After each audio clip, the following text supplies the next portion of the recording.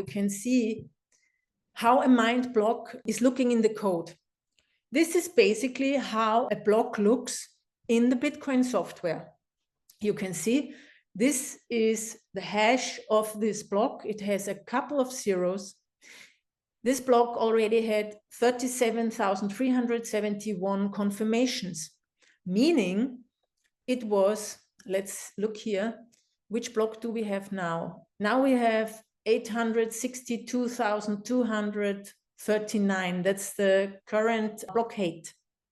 And here, this block was in 277,316. And here you can see this is how the transactions are looking in a blockchain then when they have been mined.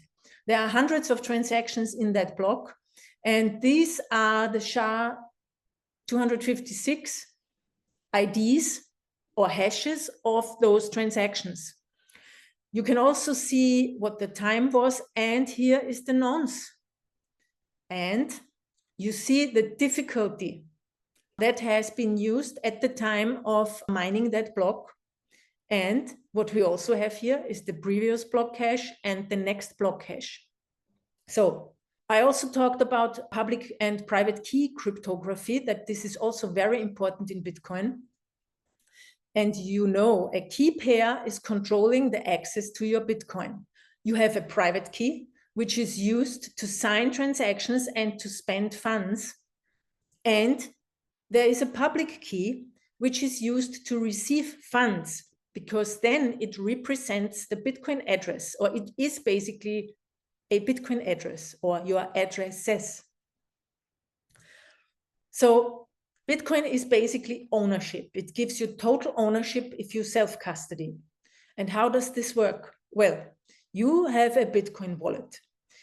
As soon as you install a new wallet, the wallet gives you a seed, the mnemonic seed phrase, which has 12 or 24 English words in a certain order, and you need to write down the correct order on a sheet of paper, something which is not digital.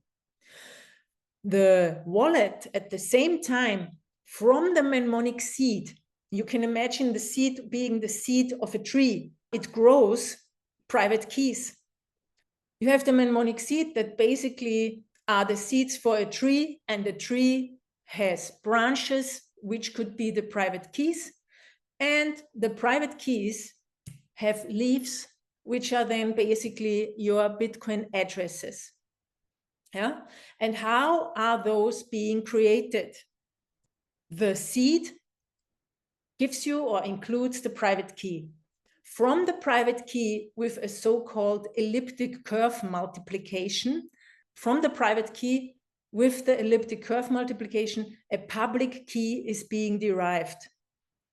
And from the public key with hashing functions like RIP AMD 160 and the SHA-256 we are talking about, the Bitcoin address is being generated. And what's very important to know for the security of your funds and in general to know is that it's not possible to reverse engineer the private key from a Bitcoin address or from a public key.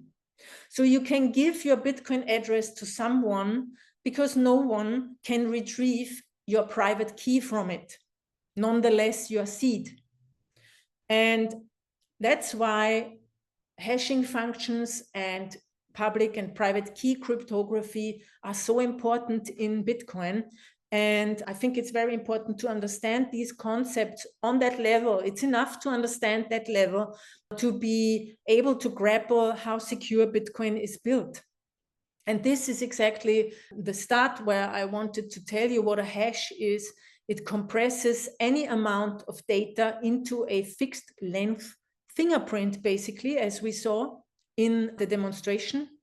And it's called SHA, Secure Hash Algorithm. It has always 64 characters, and it's being used in Bitcoin for proof of work and for the transaction IDs. Hello, my name is Anita Posch, and if you liked that video, please subscribe to my channel now to inspire me to create more content like this. And if you want to learn more about Bitcoin, then sign up for my free weekly Bitcoin newsletter at anita.link/news.